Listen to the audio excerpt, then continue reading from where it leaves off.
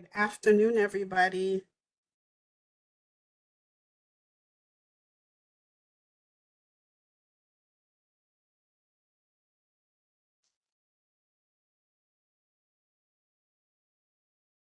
Can everyone hear me, see me? Bear with me. This is the first time I have used WebEx. Okay, good.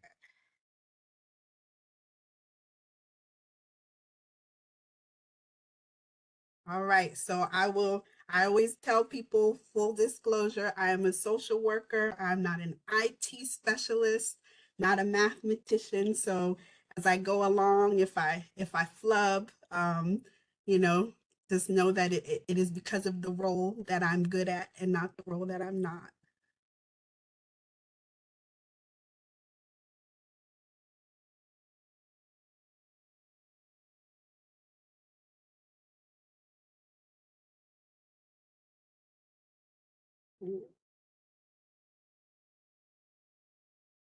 And I really enjoy participation. So please feel free at times, not just using the chat box, but also too, if you want to ask a question, please join in. I want it to be interactive. I want this to be something that everyone benefits from. So I'm going to go ahead and get started. And as people come in, they can just continue to join. My name is Palesa Osei-Tutu. I'm a licensed clinical social worker. I have been in the field of social work for almost 23 years now. I am a undergrad from Virginia Commonwealth University and graduate degree in social work from the illustrious Howard University. And I'm very excited to be a part of this your Board of Ethics and Governance webinar for the week. And hopefully this is a good way to end what you guys have been doing for the week. So let me go ahead and share my screen.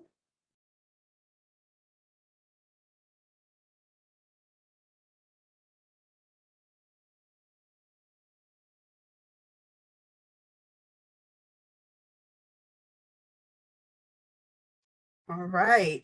So I tried to get fancy with the PowerPoint.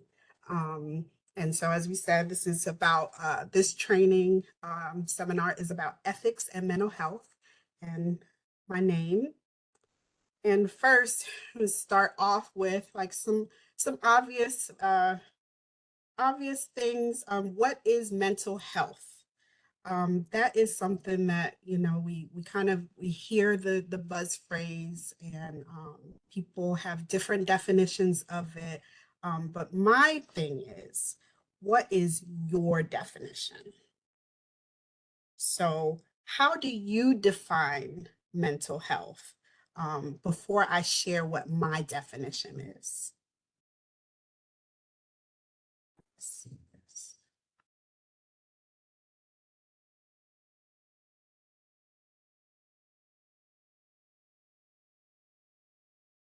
Okay, well-being and thriving, your overall well-being, the state of my well-being. Okay, so there's a theme here. Everybody's recognizing it. Any other definitions? Living in peace, spiritually, physically, and emotionally. Okay, I think you saw my PowerPoint presentation. That's definitely something that we'll be talking about. Anything else? Any other definitions? Spiritual, emotional, psychological, and social well-being. All right, so I'm going to give you the technical definition. Um, the textbook definition is a person's condition with regards to their psychological and emotional well-being. So yes, a lot of people use that phrase well-being, and that's the biggest takeaway. It's not to be defined by anyone but you. And so during this presentation, we will look at practical ways to manage your mental health as it relates to ethics in the workplace. So these are some questions for reflection. first, what percentage of your week is spent at work? So on average, how much time would you say that you spend at work?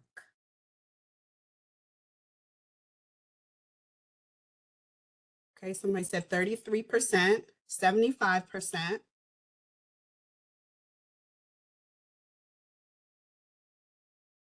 70, one third of each day minimum, 50%, 75,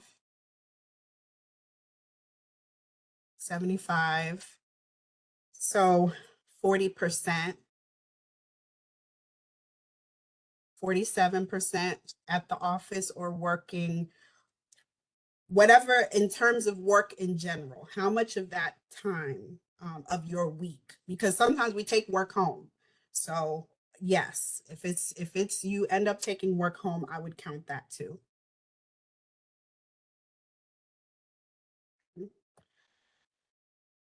So part of why I asked that is because if you're at work, if you spend this much time at work or working outside of work, wouldn't it be normal to have conflicts related to ethical dilemmas and stress related to work? So just giving context, like it's extremely normal to if you're spending that much time at work to experience distress. Can somebody give me an example of an ethical dilemma at work? Yes. Somebody give me an example of an ethical dilemma at work. Doesn't have to be a big one. Something simple, just to give context to this seminar.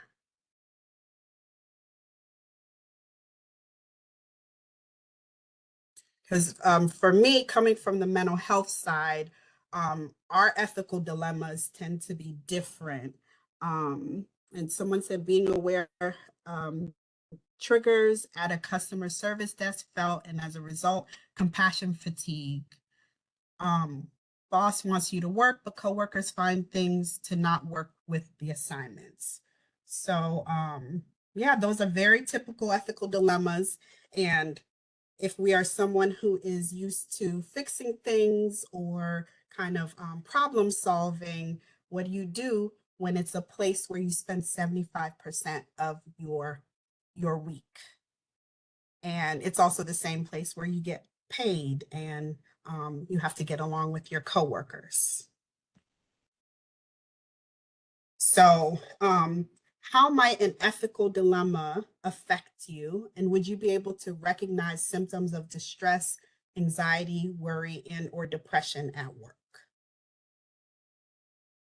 So it's kind of a loaded question, but it's how might it affect you?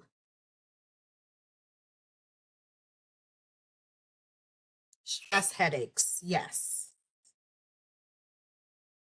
What else? Overthinking, short-tempered, becoming short-tempered, yes. Having trouble sleeping, anxiety about going to work, short with coworkers, definitely maybe some avoidance, wanting to take time off, wanting to drink after work. Yes. Living in the DC metro area, we are good for a happy hour. And there's times where that can be a positive coping skill, but then it can also turn into something else. Um, so yes, I'm glad somebody mentioned that one. Afraid to go into work because you've been scolded by upper management. Um, so these are some really good ones.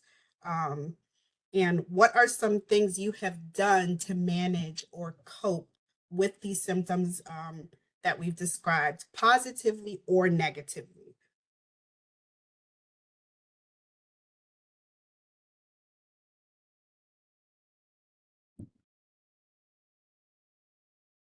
Therapy. Yes. Yes. The social worker is going to say yes to that. Meditate, exercise, walking your dog. So these are all great coping skills. Self-care days, reading, traveling, movies, going to the spa. And what are some things that, these are the good things. What are some things that truthfully we might do that aren't the best way to cope with the stress from work? Mention the happy hours that can go beyond just an hour. Thinking of work outside of work, stress eating, yes.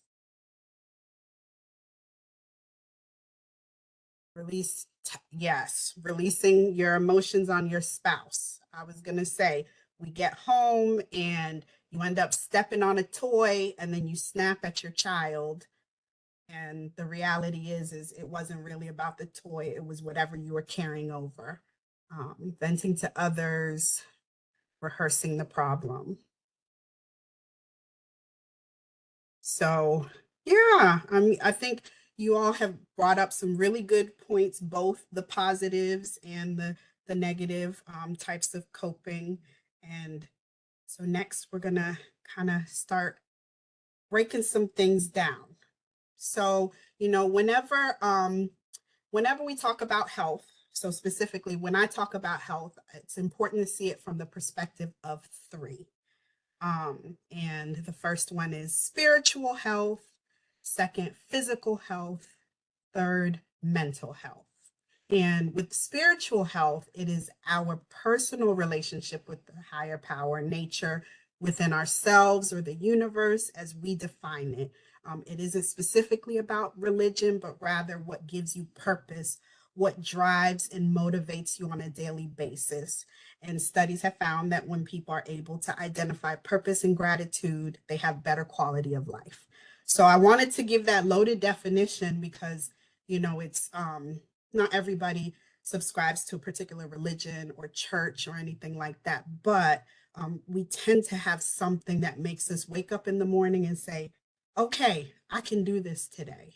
So, does that resonate with anyone about that, the spiritual health?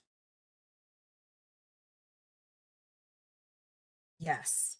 So, and these slides will be available to you all after this presentation. Um, but that's something that in the work I do, I really look at that in my practice, checking in with people about that part, because I think we live in a world where making money, we have bills to pay, but then the flip side is what else is there?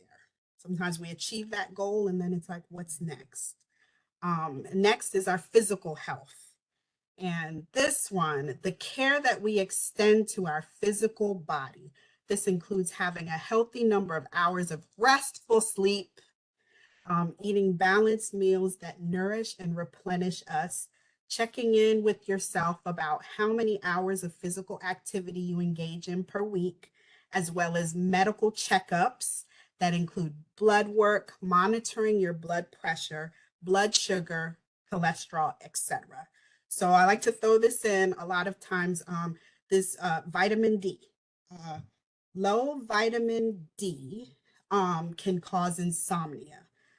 It can slow your metabolism down, cause depressive symptoms, and it can impact your body's immune system and inflammatory response. Um, an overactive thyroid can cause anxiety, insomnia, and unexplained weight loss, and an underactive thyroid can cause depression, hypersomnia, and weight gain. So I say that to say, again, with health, sometimes people will come to my practice and they're like, I don't know, I've been feeling down. And I say, when was the last time you had your blood work done? And then they're like, oh, well, that's a weird question. I'm like, it actually isn't, because they all go hand in hand. So, so just something to think about, especially the blood pressure one, because I tell people we do this thing where we only check our blood pressure when we go to the doctor. And if we're already running late or we're stressed out, our blood pressure is going to read higher. And then next thing you know, we're being put on medication. but maybe it doesn't represent what's really going on with our health. Maybe it's that snapshot of what you look like when you're stressed, but when you're not, you're okay. So sometimes blood pressure, if it comes up, I'm like, hey, get a blood pressure cuff, see what your blood pressure looks like for the span of a month before you kind of move forward with, okay, this is about just my blood pressure. And last but not least, mental.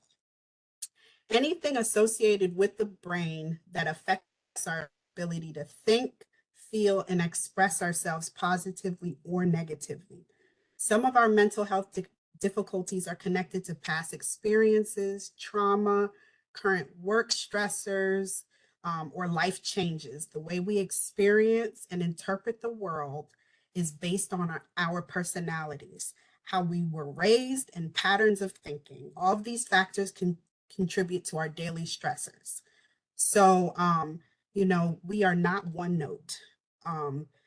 There, somebody can grow up in the same family and still experience their relationship within their family differently than their siblings. And it isn't for somebody to say, well, that's not true. It's, that was your experience. And so the same thing goes for when you're in the work setting. Your colleague can view a work email as offensive, as aggressive, and then you may seem like, it's straightforward. And so it's kind of just, it's very important just to be aware of how personality, who you are, who you've been growing up can impact the way you see situations and interactions.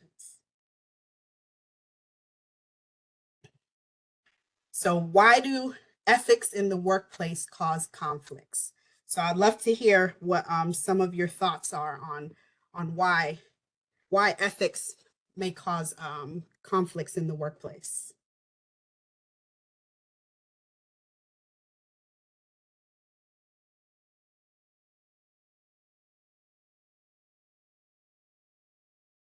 Mhm.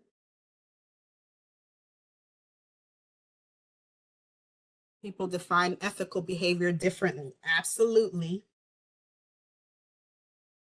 Impacting productivity,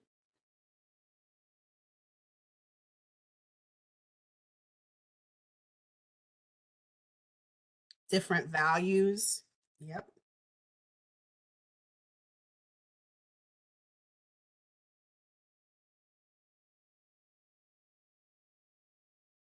Right.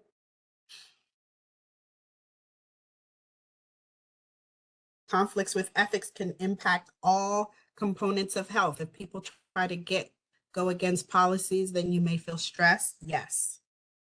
Um, People do things that are not well thought out. Mhm. So sometimes I describe that as people reacting with their emotional brain and not always the logical brain.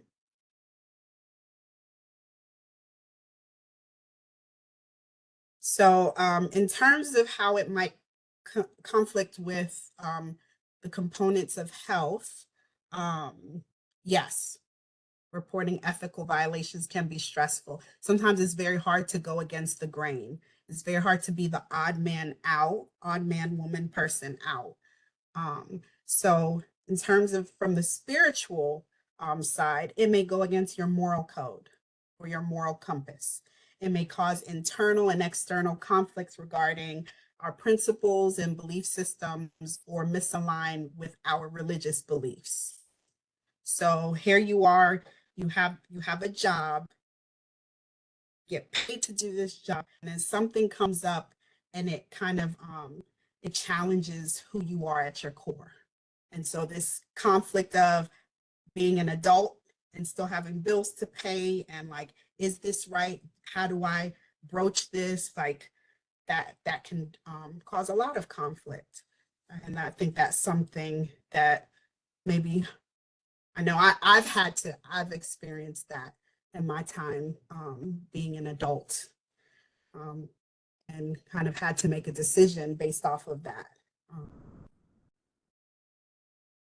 then physical, it can impact your sleep, Somebody had mentioned that before, disrupted, restless, we call it insomnia, hypersomnia, nightmares. So sometimes we have these ethical dilemmas, conflicts at work, and then we're dreaming about it. And then because of that, we don't sleep well and we go into work and now we're grumpy. And so it kind of, it's like this domino effect. It can impact our eating habits, lack of appetite, overeating, making poor food choices. We have those comfort foods and they tend to be carby, as I like to call it. And later on, you've been at a job and it's stressing you out and you turn around and you're like, how did I gain 15 pounds in 6 months? And it's like, oh yeah, we always have donuts on Wednesdays and Fridays. And there's a certain meeting that happens around that time that tends to stress me out. Nausea, high blood pressure, tachycardia, which is rapid heart rate. So that's where like your heart starts to flutter. And then if you were to, anybody wear those watches that can kind of monitor your heart rate and everything else, if you notice it, there's a certain time of day where your heart rate all of a sudden just kind of spikes and goes back down. And then increased cortisol levels. Anybody familiar with cortisol and what that is?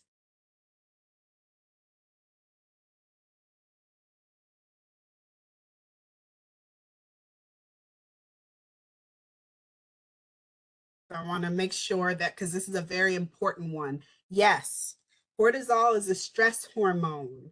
Um, Yes. Great. Okay, good. Good. You guys are all on it. Yes, cortisol is the thing that it's the special hormone that tells us to fight, flight, or freeze.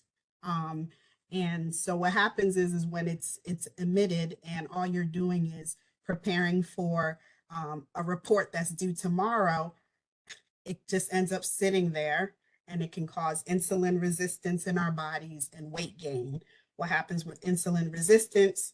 You might not struggle with overeating or issues with like uh, eating a lot of sugary foods, but because the cortisol has nowhere to go, it turns into sugar. And the next thing you know, your doctor is saying, huh, you have type 2 diabetes. So, a lot of what we have been, yes, belly fat. So, a lot of what you've been hearing about the American diet and how many people have type 2 diabetes, it's way more complicated than just that we like unhealthy food. It's this, we are living in a world of kind of being in this fight, flight, or freeze response.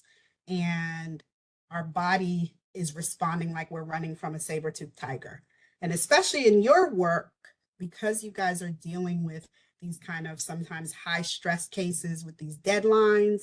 Sometimes I think from my understanding, some of your cases may be controversial or people are kind of really paying attention to the outcomes. So that can create a stressor for you that you end up like just internalizing. Yes, child abuse, definitely. And last, with mental, it it can cause increased worry and guilt, as well as irritability, frustration, feelings of helplessness, and avoidance. It may increase negative self-talk and automatic thoughts, and for some, tearfulness and depressive symptoms long term. And then may cause burnout and compassion fatigue. And we all know when we get to that point of burnout and compassion fatigue, sometimes that's where we lose really good employees or people start checking out. They do their job, but they don't do it with the same passion and gusto that they used to. So, next, what are coping skills?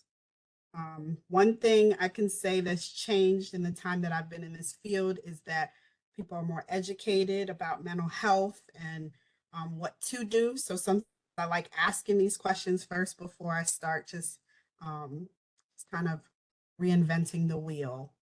So what are coping skills? Mhm.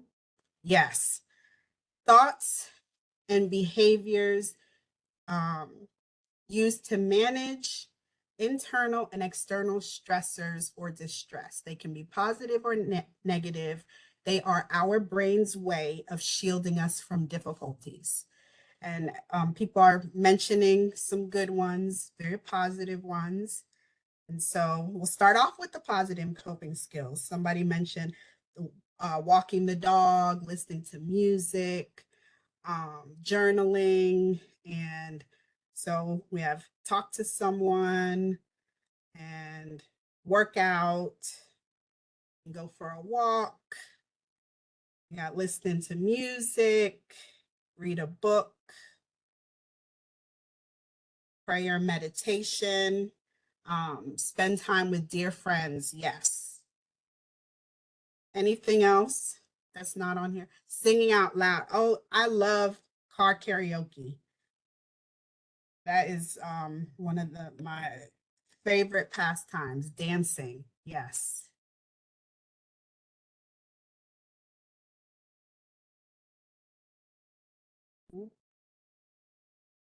And what would be some negative coping skills? So eating depends on what we eat. Yelling,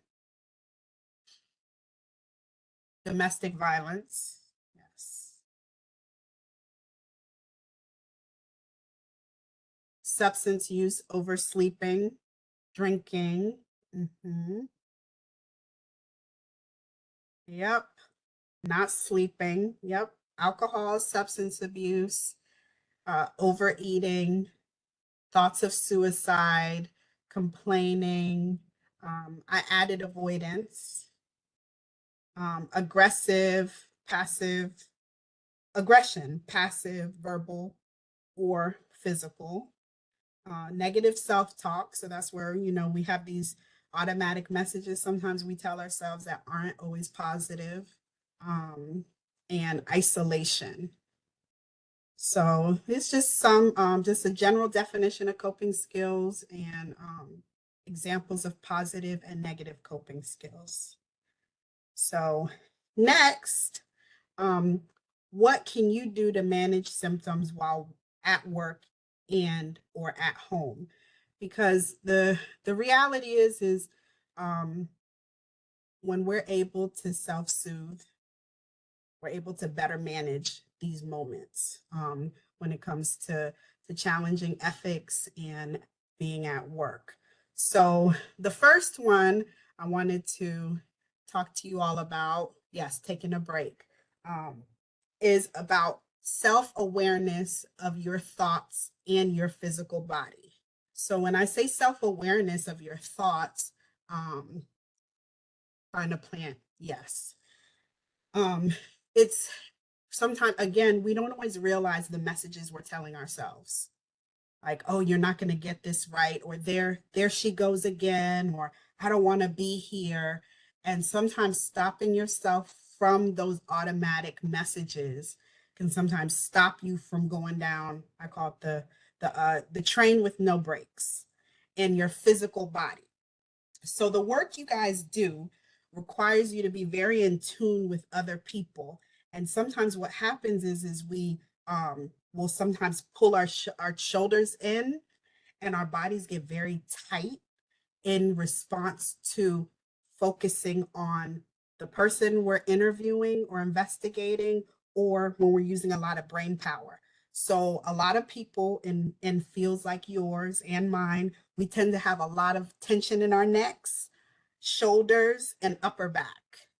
Um, and so we sometimes with this have to remember, like, where are my shoulders? Where are my shoulders? So sometimes, especially now that a lot of us do the virtual world, I always have to remind myself, like, sit back in the chair. And sometimes just sitting back in the chair will change the tightness in your back, lower back, your shoulders, and your hands. So ask yourself, what am I feeling and why? sometimes we have to check in with ourselves to make sure we aren't mixing up events, combining heavy emotions from life outside of work with ethical dilemmas at work. So this is where you can write out your thoughts, share, shred it, or throw it away. So it's not for public consumption. Sometimes it's like I need to dump it from my head onto a piece of paper and get it out the way. You can take a break in your car and say your thoughts out loud to change how you're processing the thoughts. Part of why therapy is so effective is because when we are just thinking our thoughts in our own heads, we process it in one part of the brain, but when we say it out loud, we process it in another part of the brain, which then helps us to then sometimes move forward. So that is one option when it's just something very simple. Then the next one is where do you feel the tension in your body? So this is where I would say you do a body scan, and that's where you start from the top of your head down to your the tips of your toes, and you just do like you close your eyes and you do like an imaginary like a scan, almost like a scanner, and you check, see do you feel any heaviness, do you feel specific tension, um, any pain, discomfort, and then that's where you start and you say there's going to be another coping skill for that, but that's where you make note. Okay, I feel tension in my shoulders. um, so this is where being aware of your physical body is so helpful when we're trying to manage stress and distress. So next is the famous breathing. I think there have been a lot of movies, shows where people say, oh, just breathe in. And the science behind the breathing has a lot to do with the fact that when we are stressed or distressed, we don't breathe the way we should. We tend to breathe more shallow. So we take like small breaths. And a lot of times we need a lot of oxygen to our brains so that we can think more clearly. And we need to get rid of that carbon dioxide because we know carbon dioxide is the what do you call it? Waste gas. So we need to get more oxygen into our bodies and we need to get rid of the carbon dioxide in our body. Um, and so it's check in with your breathing. Is it shallow or rapid? Were you holding your breath? When we're experiencing distressing emotions, our breathing patterns change in response to our fight, flight, or freeze response. This is where you can do box breathing, and I'm going to show a short little video on it. And you will inhale through your nose for a count of 4, then you hold for 4, exhale for a count of 4, and rest for a count of 4. So it ends up looking like a box. And it will help to shift which part of your brain is dominating the show. So, and I'll get a little technical. So what it is we shift from the sympathetic nervous system to the parasympathetic nervous system. So we are not letting the fight, flight, or freeze part of our brain take over to make us think that we're running from the saber-toothed tiger anymore. We're letting the other side of our brain say, oh, I'm just a little stressed. Let me take a break. So I'm going to go ahead and play this just so you can see, and love for you to follow along. And again, this is available at the end of the presentation.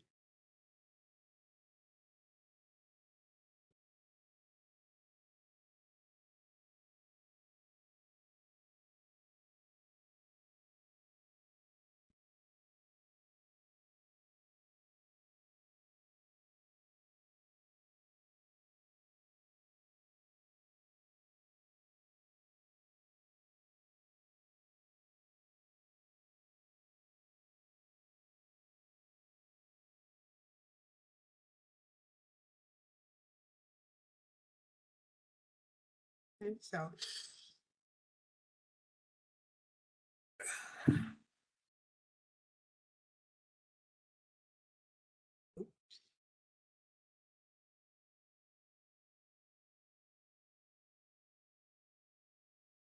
When you're breathing in, breathe in through your nose. And then he wants you to hold. Sometimes it's hard to hold for the 4. If you can do for the 3, that's fine. And when you breathe out, picture yourself either blowing out candles or blowing a balloon. So sometimes people have found it helpful to get a balloon to practice with.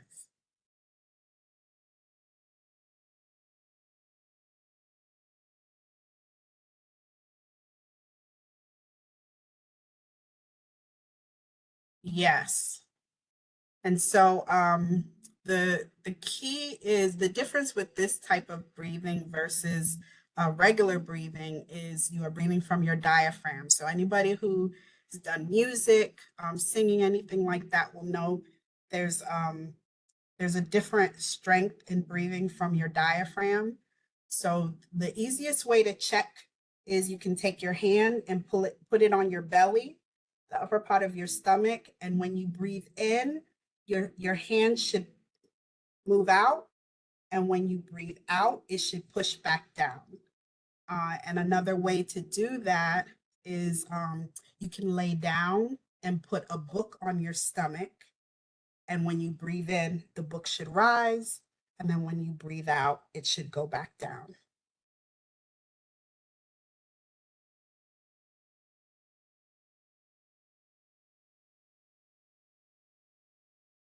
And another option is to ground yourself using the 5 senses. So who here is familiar with grounding?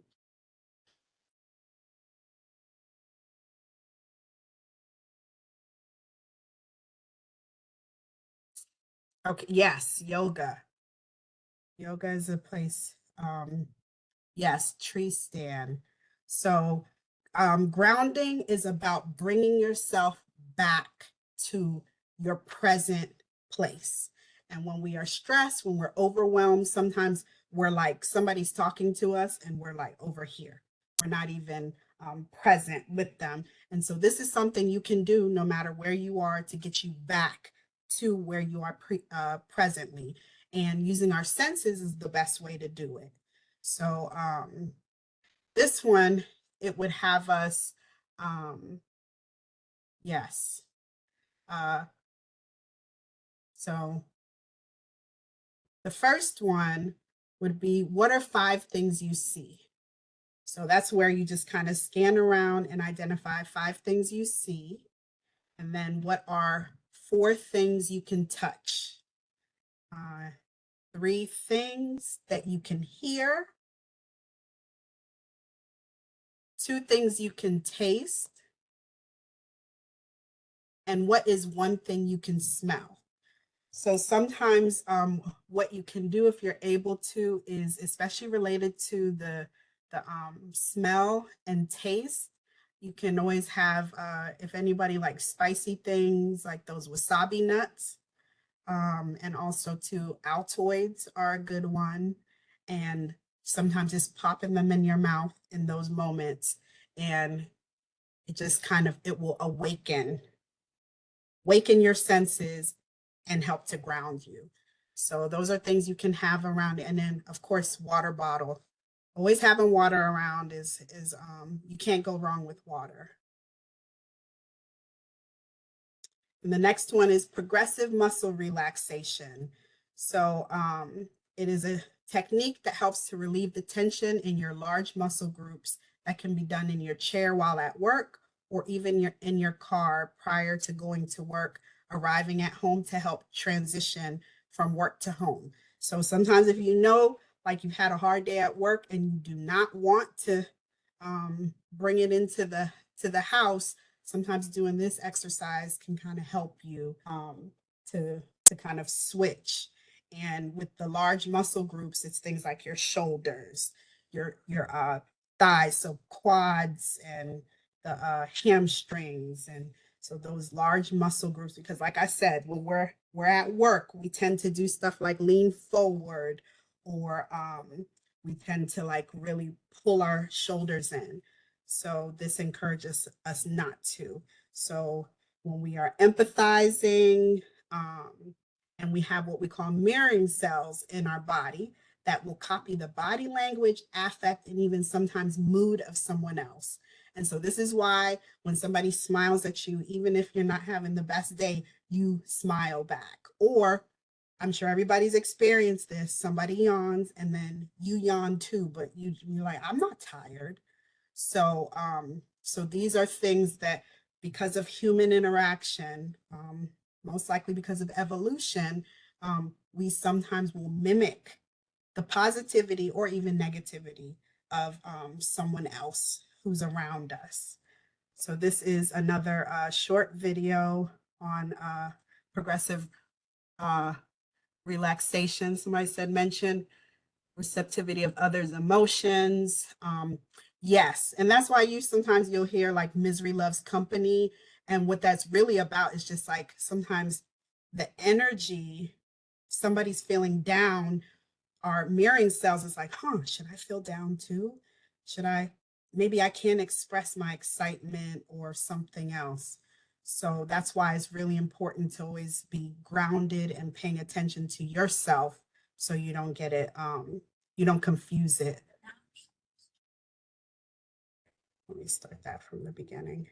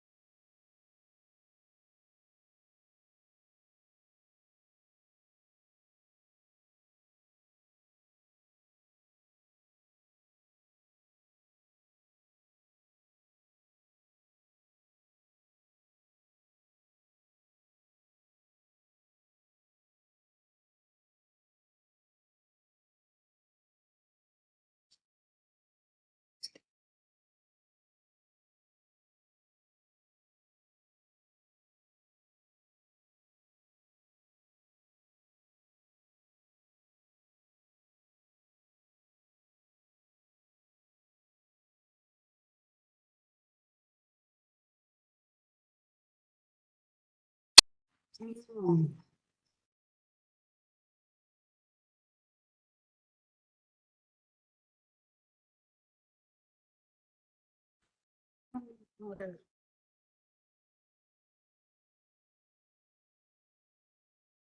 I don't know how to add sound for this.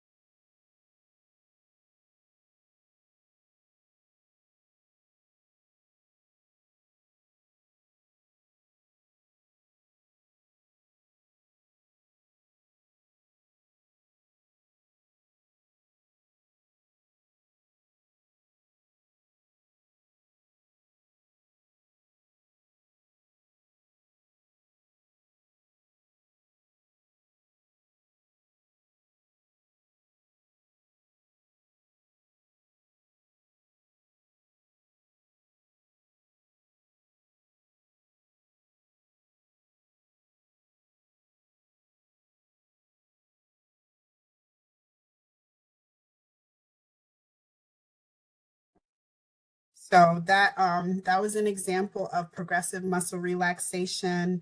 And on my resource page, the link for it is there um, for your disposal later on. And the next one is the tapping method. Anybody familiar with tapping? Have anybody heard it before?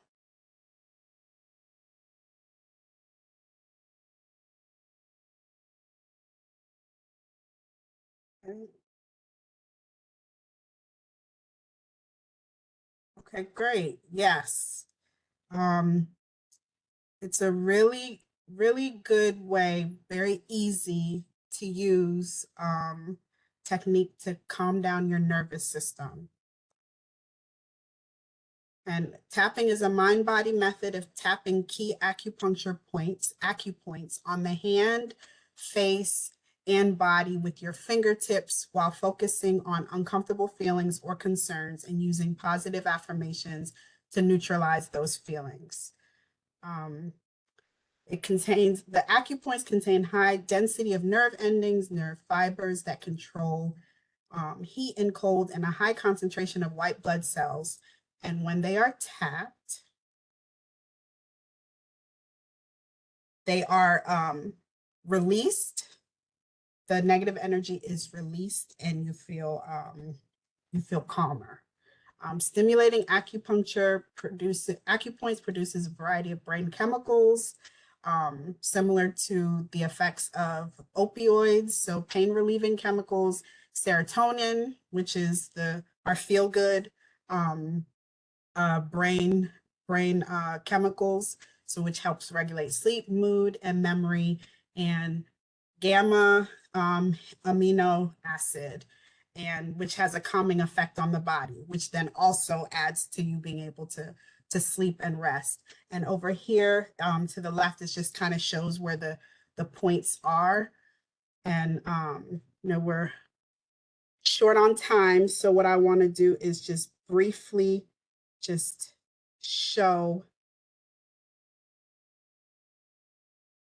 with the tapping.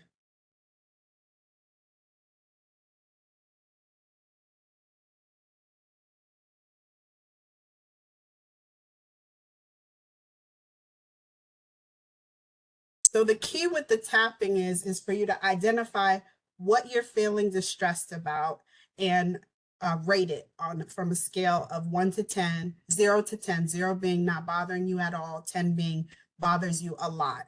And based off of that, you will identify like a positive reframe, like though I am feeling this, whatever the emotion is, I am still, there's and you can create your own mantra. I am still present, or I'm still okay. And then while you're doing that, that's when you'll tap these points on your body. And thank you, Pamela, for sharing the app. So it's available in the chat box for everybody.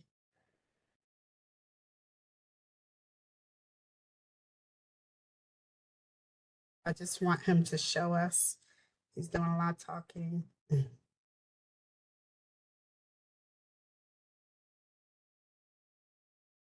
So when you're tapping, we call it like a karate chop.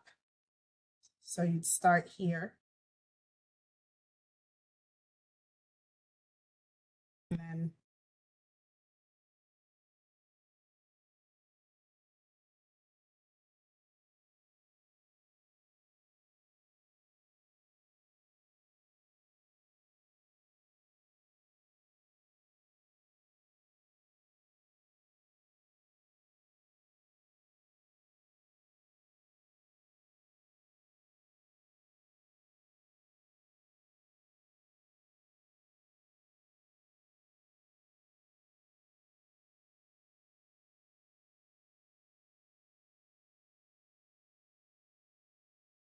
this one's under the armpit.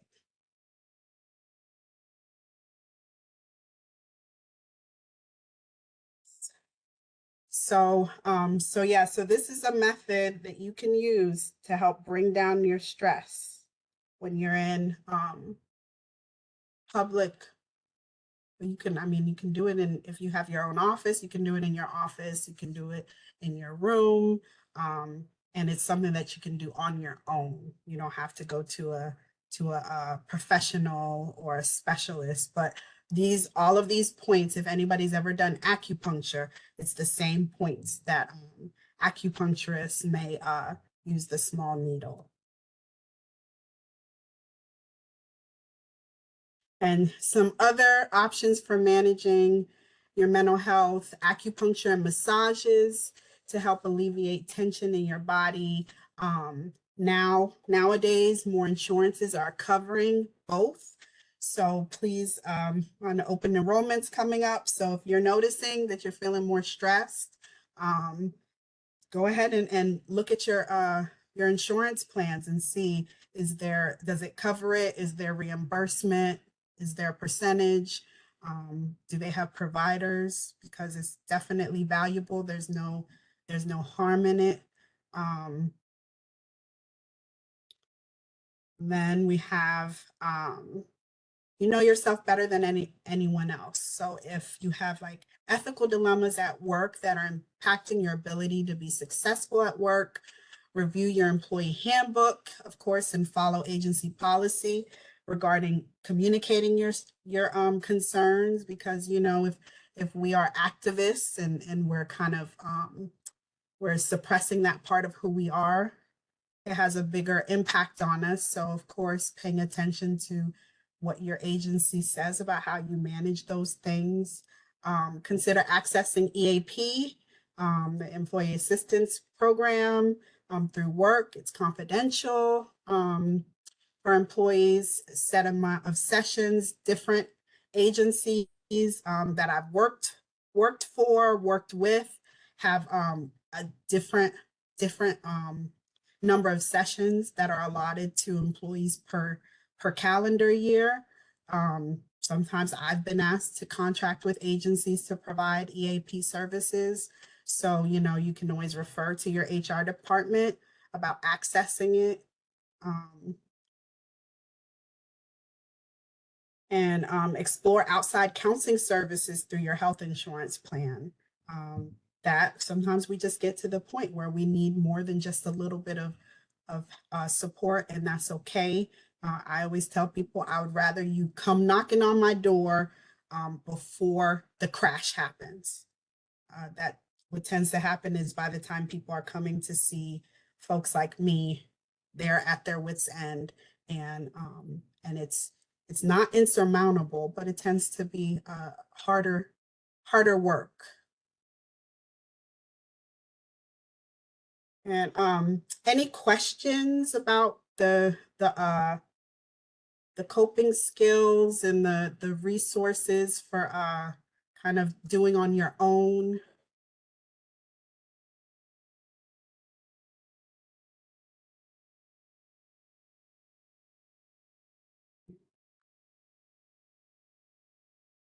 So here's a list of resources that you guys can access. The National Alliance on Mental Illness, NAMI, they have a lot of free, oh, somebody said, can you combine methods? Absolutely, whatever works. Sometimes some people need to do deep breathing, progressive muscle relaxation, and the tapping. They sometimes you don't always need the intensive support. You sometimes just may need something to ground you back. So yeah, you can always combine them. What some people will say, like, well, I don't really like tapping, but I like the deep breathing, or I like the grounding. So my thing has always been give options, and then you see what works best for you. So you absolutely can combine them. So don't feel like just because there was one, like you have to only do the one, because sometimes they don't always work in depending on the situation. So NAMI has really great workshops, resources, things like if you are if you are a child or parent or loved one of someone struggling with mental health challenges, they have support groups that are free. They have walks and things like that. They work really hard to fight for services related to mental health and public policy. 988 is the Suicide and Crisis Lifeline. It's not just about suicide. It could be that just having a really hard day, really hard time, and you need a trained mental health professional to speak with. So that number you can access, again, is not just for suicide. It's the crisis line for the United States. Here is here's an article that talks a little more, gives a little more detail about tapping, and of course exploring the outside counseling. And here's the YouTube link for the tapping, the progressive muscle relaxation video, the box breathing tutorial, and of course things happen. And if you feel like you're struggling and with substance abuse, and whether it is with marijuana, things stronger than alcohol, there's Narcotics Anonymous, and then we have Alcoholics Anonymous, which is very tried and true. They have been around for a very long time. And how do I go back to there it is. I'm trying to go back to the regular window so I can put in my contact information. I did not, I don't have a slide with my contact information. If you'd like to get in touch with me,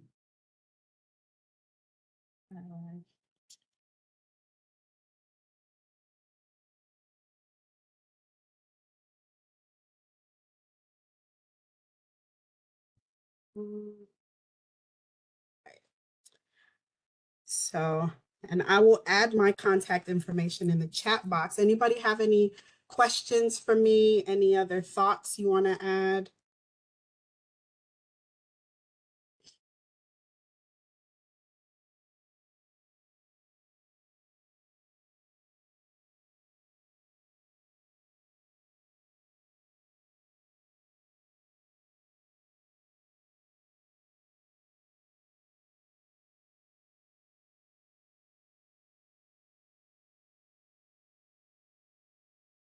All right. Well, it was great meeting with you all, and I hope that you got something out of it. And of course, these slides will be available to you. And have a good weekend. Oh, thank you, thank you. It's a designer in Maryland, earrings. All right.